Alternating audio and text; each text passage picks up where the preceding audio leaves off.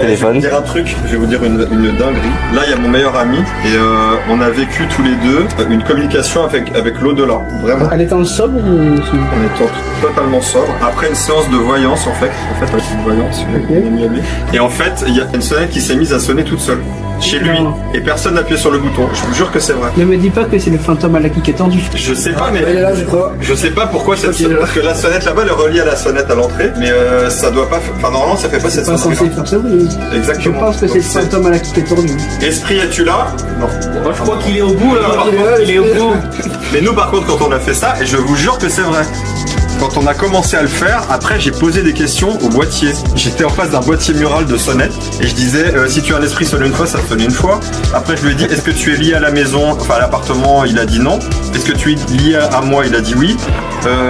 Mon meilleur ami il est venu, il a commencé à poser des questions aussi, il a dit est-ce que tu vas rester là, il a dit non. Est-ce que tu vas partir avec Seb, il a dit oui. Et en fait j'ai posé plein de questions comme ça. Après on s'est éloigné complètement du boîtier. Lui m'a posé une question dans l'oreille à laquelle le boîtier a répondu. J'ai posé une question dans ma tête, le boîtier a répondu.